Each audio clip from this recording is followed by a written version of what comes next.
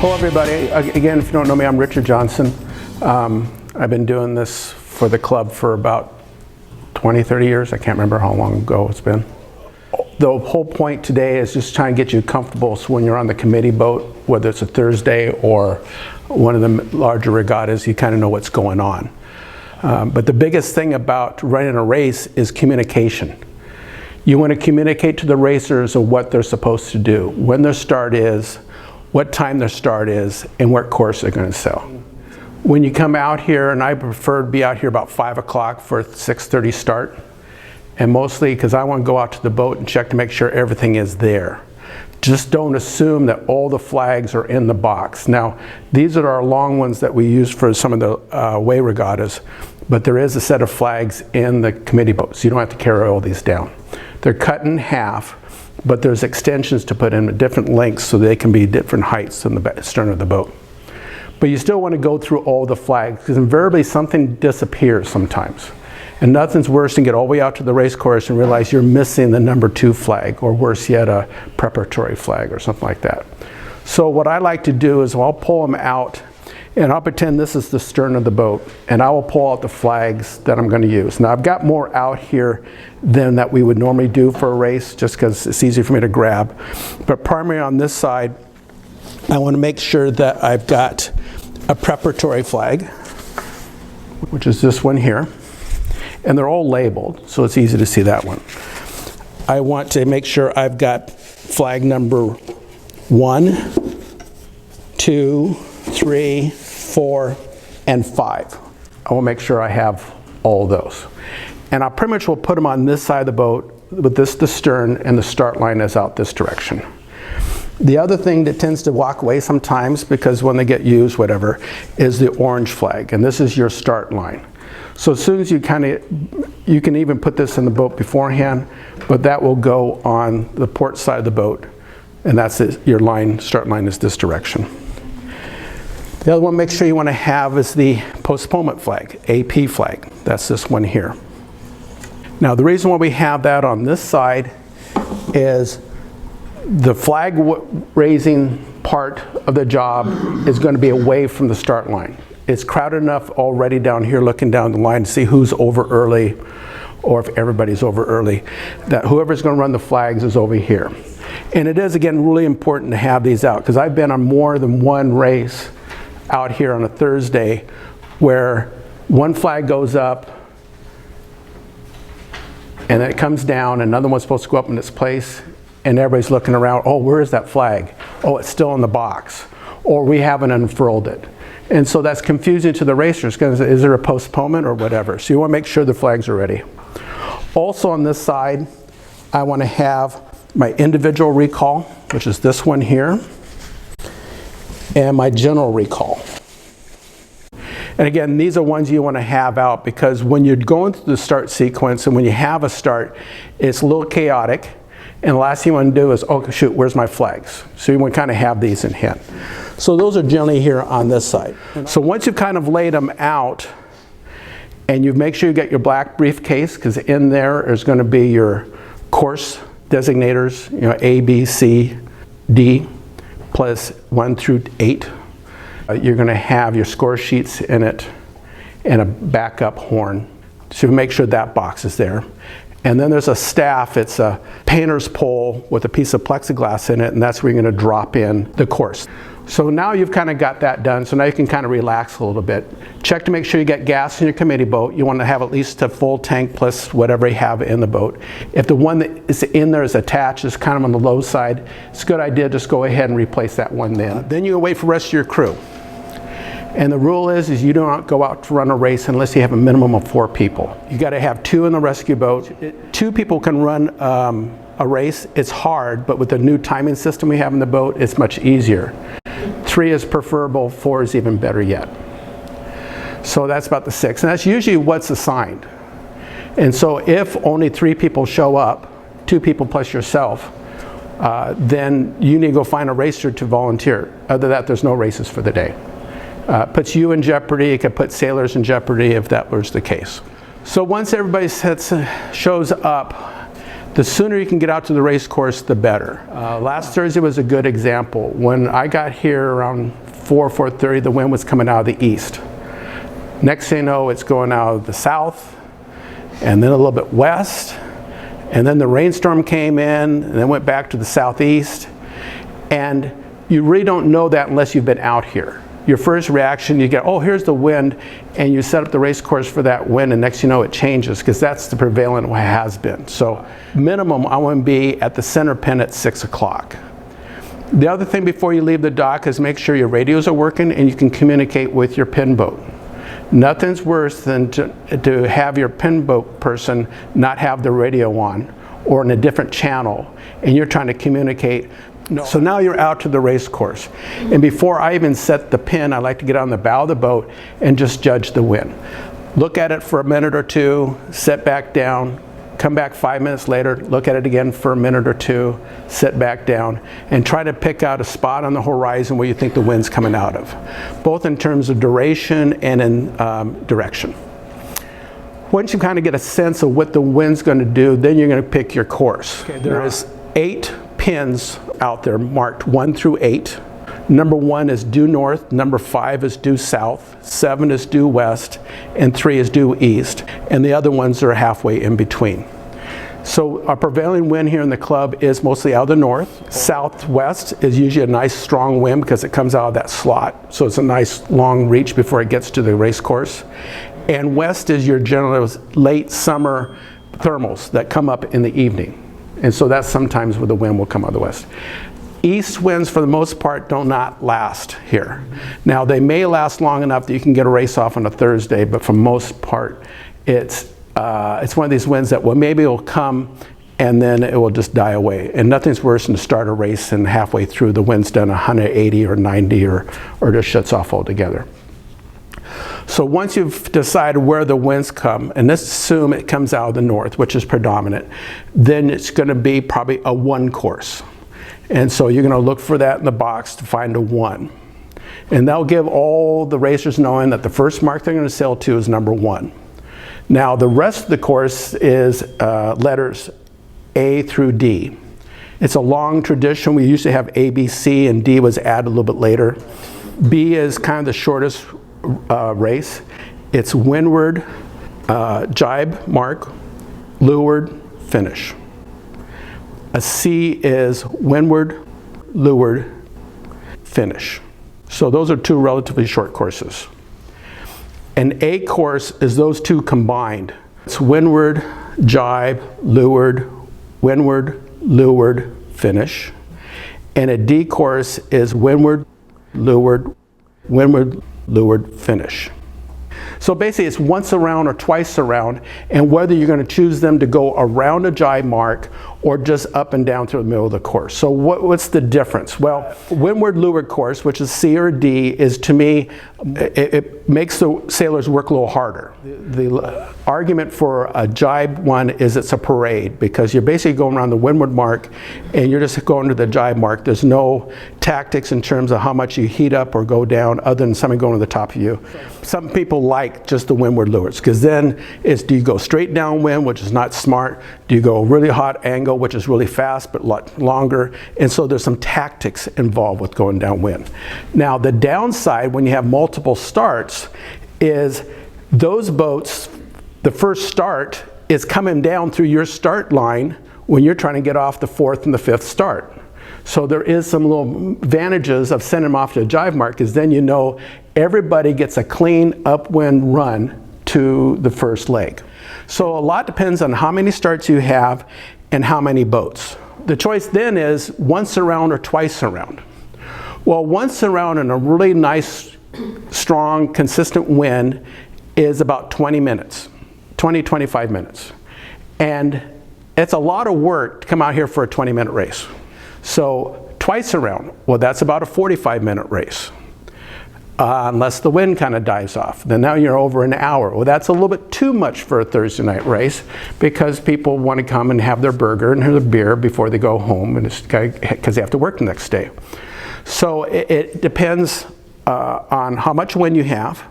Also the time of year, because Early in the season, late in the season, when it starts getting darker early, you don't want people finishing in the dark.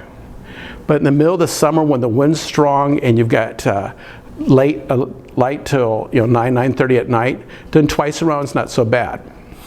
But now if you're thinking, okay, it's going to be light enough, the wind is pretty good, what if I do twice around and the wind dies? Well, there are some options to help you with determining or help you finish a race, and that's called shorten course. And if there's anything you maybe learned today is that concept of how to shorten a race course, because it's something our group doesn't do very often, and it's actually a very easy thing to do. So let's say I decide to do windward leeward twice around, and more importantly out of a north wind. I can set up twice around, and by the time, say, the boats go back up wind for the second time, I realize the wind is dying. Well, I can leave the center pin with the committee boat, drive up to number 1, drop an anchor, put up the shortened course flag, put this flag up, and toot the horn once. If this is the stern of the boat, the wind's up this way, and that table is the number 1 mark, the orange flag would go away, this would go up, you toot the horn, and as boats cross between you and the number 1 mark, you give them a toot and say, race is over. Now, half the times they won't know you're even there. It is amazing how many times when you give them a toot and they look around, and the committee boat's a big boat. I don't see how they can miss you, but they do. And then there's some complaints is, you had to let us know beforehand. Well, the argument, oh, are you telling me you're sailing slower to number 1 mark because you didn't think we're finishing? No, it doesn't work quite that way. So that is, again, the simplest thing is you just shorten the course and finish them there. And the nice thing about it, when you think about it, it's not twice around, it's not once around, it's 1.5 times around. And you finish them up at the north end of the lake, so it's close to the club anyway. So really, if you have a number 1 course and you're unsure between or once around or twice around, do the twice. Because no matter what, they got to come up and sail anyway to finish the finish line. And then if you have a good wind, just let them go twice around and you're pretty good. You have to shorten the course at a mark prior to anybody going around the mark. Now, one nice thing about in a shortened course is people can go around the previous mark, what's the leeward mark or a jibe mark, whatever, and you have up until that very first boat gets there to finish. So even in the last second type of thing, you can drive up, not even get the anchor down, put the flag up, toot the horn, and somebody goes across the line, finish it. And then you have to finish everybody else. The trick on that one is, especially like thistles are usually the first start, they're pretty fast boats. You have to see where they're at.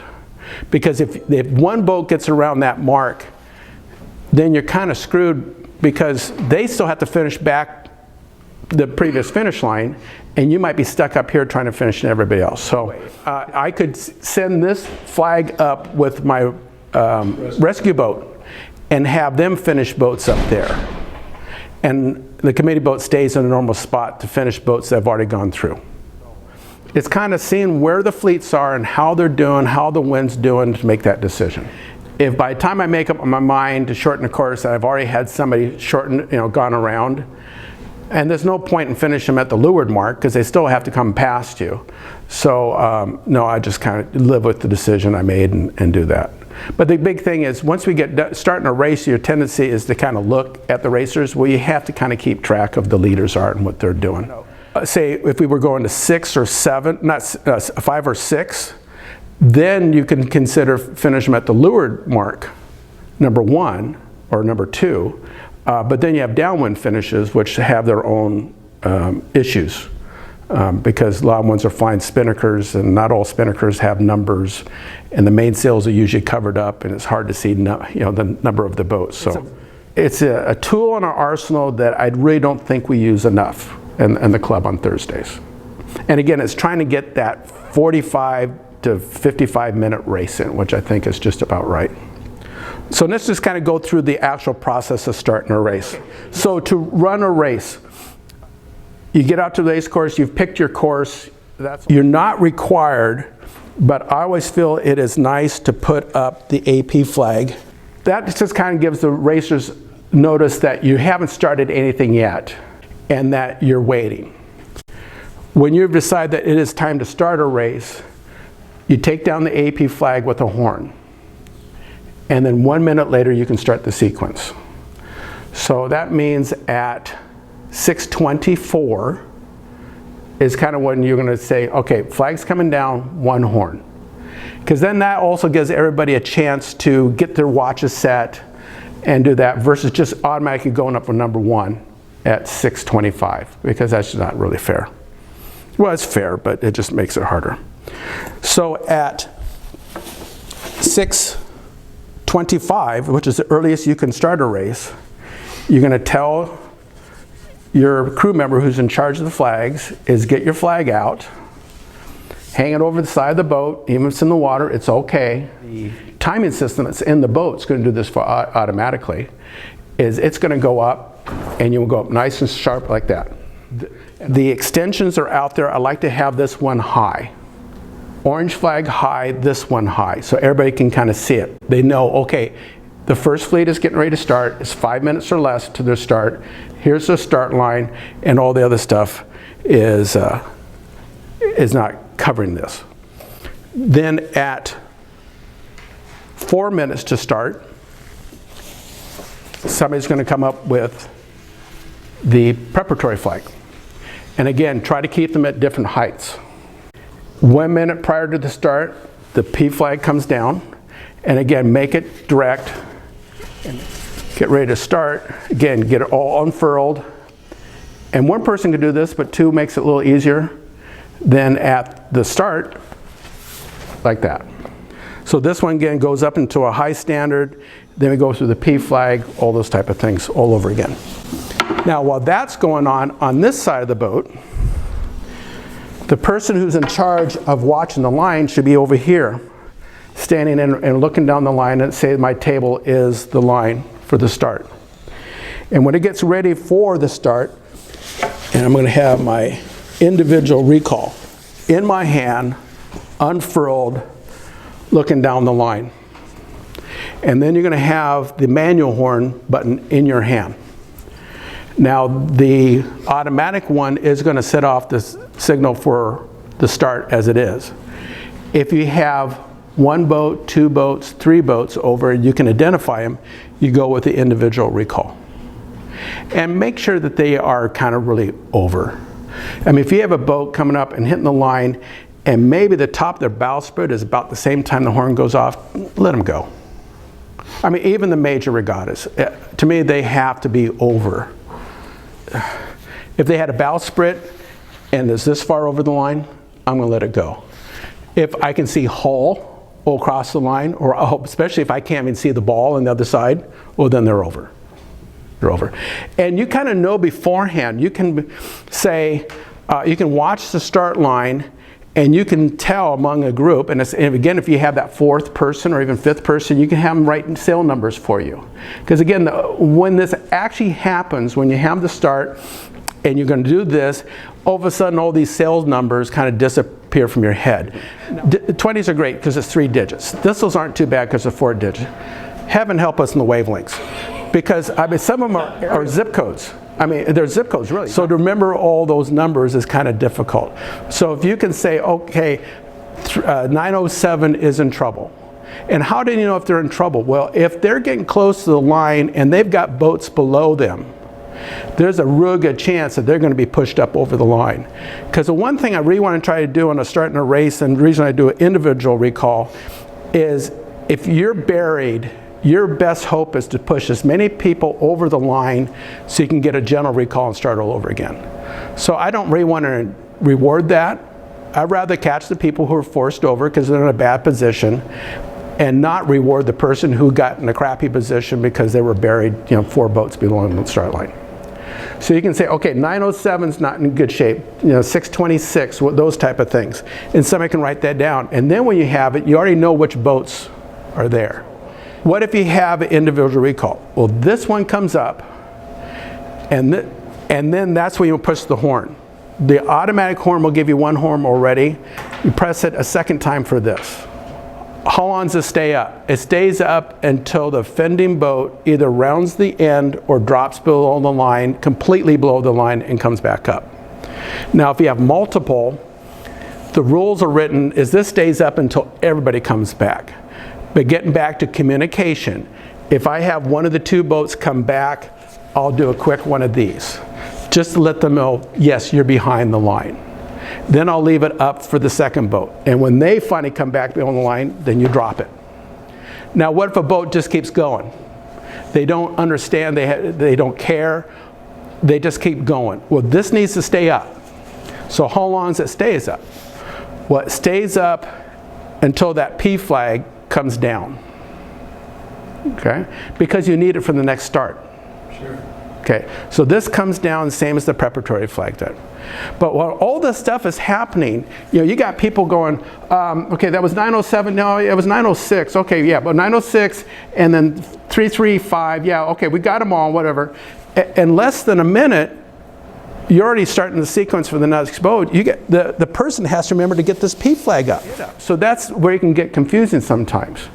So again, having people delegate that this is their position. And one nice thing is that the horn will do that automatically for you. Because that would be sometimes the mistakes we would make is whoever's in charge of the clock would get distracted in that. So now, what if you have a general recall? Every boat's over, or you can't identify all the boats are over. Well, again, you have this unfurled next to you, you pick it up, we blow the horn once, a second, so that'll be a total of 3 horns. And that means it's a general recall. And this stays up until 1 minute prior to the next start. All those boats come behind, they don't restart, they go behind the line. Now, if they're the last start, then you're gonna wait 5 minutes before you start the sequence over again. So if the say 10 to 20s go over a general recall, they would go behind the multis. One nice thing with the multi-hulls, if they are racing and they're their last start, they're never over early. So you don't have to worry about waiting 5 minutes to get their start because they never come close to the line. Why would you get out of sequence? Okay, so let's say you've gotten up one fleet off to a start and all of a sudden the kind of wind kind of dies off to a point the boats aren't moving very well. Or you've even had a big wind change, but that's more complicated. But let's just say something happens where you want to wait. You just want to wait. So what you do is you take down the flag for that next start with multiple horns, and then you put the AP flag up. Then stay in the sequence. You want to stay in the sequence so they don't have to start their watches again.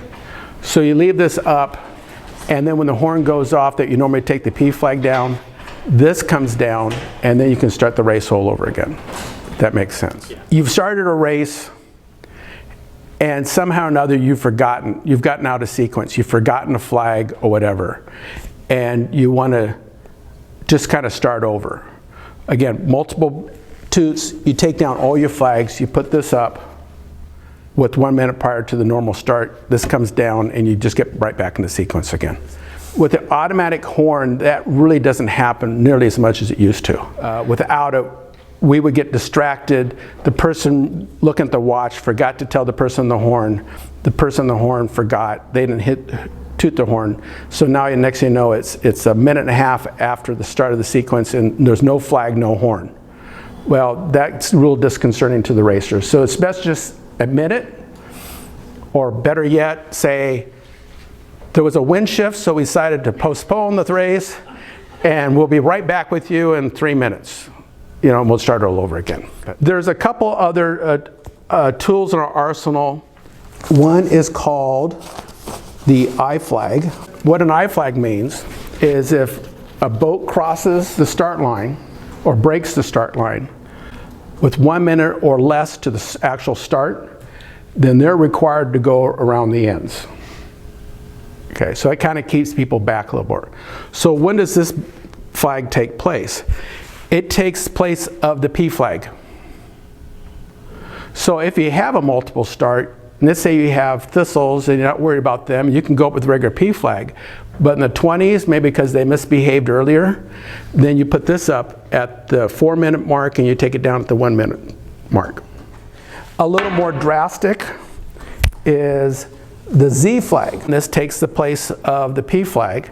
And what this says is if you break that 1 minute barrier going across this start line, you don't have to go around the ends, you just have to absolve yourself, but we're going to give you a 20% penalty no matter what happens.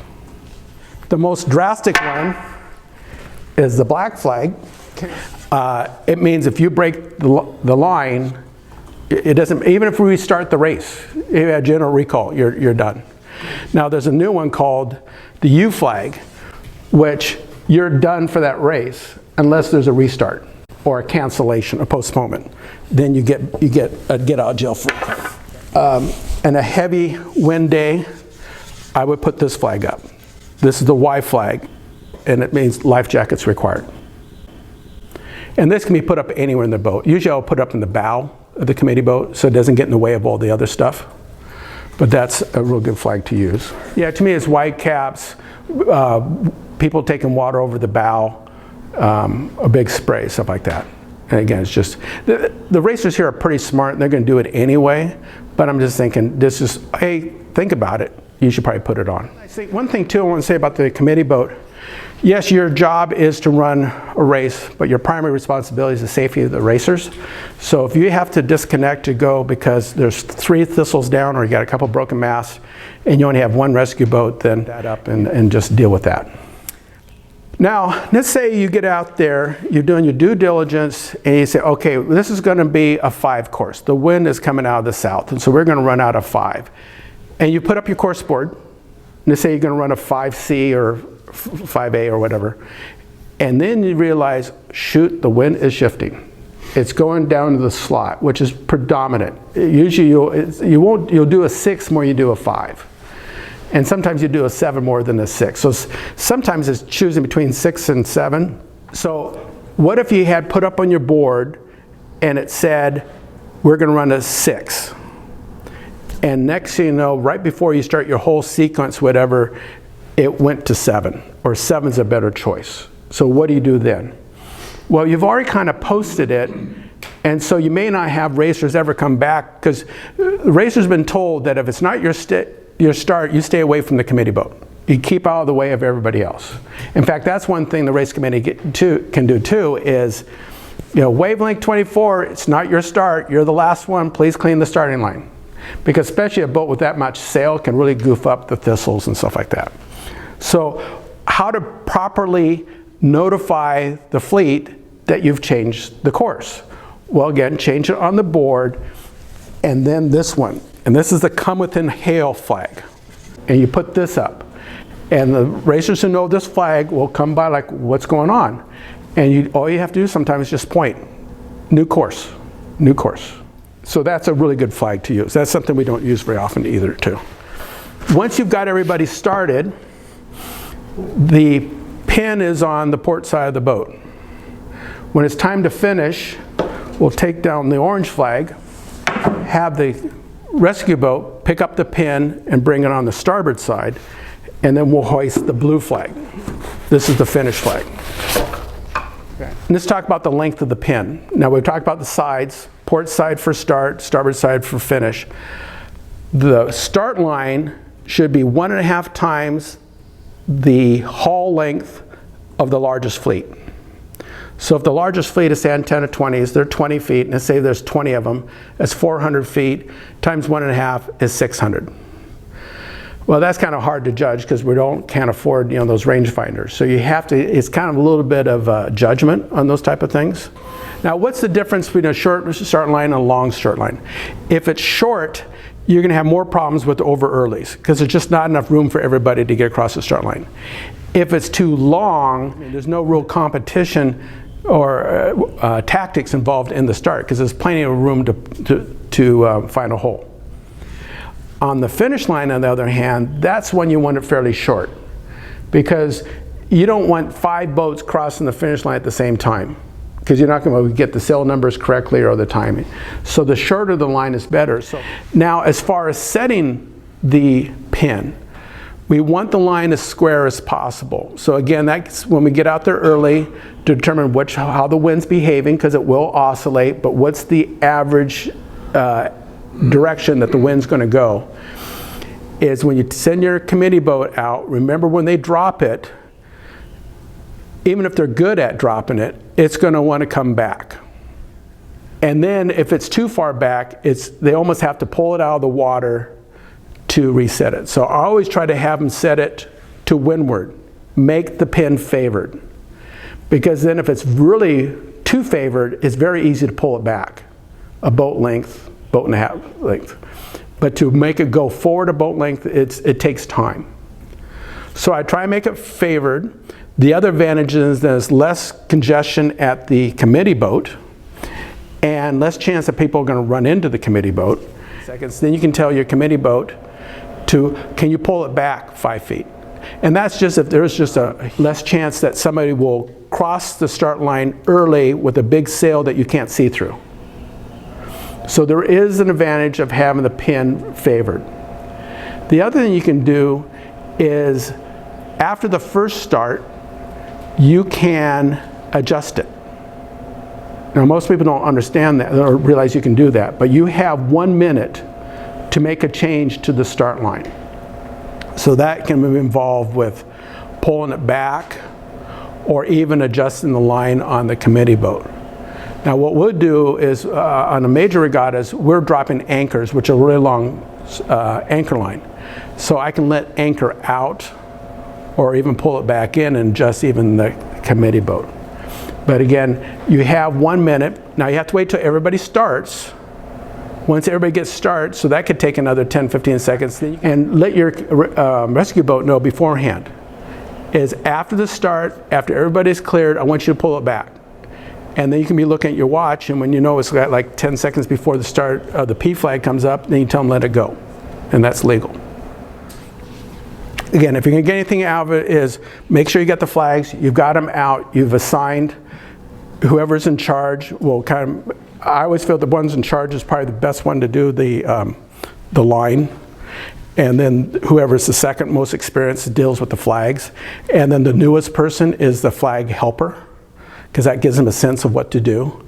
But make sure everybody knows what their duties are and what they're supposed to do, and make sure you don't get distracted. And then get out there early to judge the wind. And then that's about it. Okay, thank you everybody.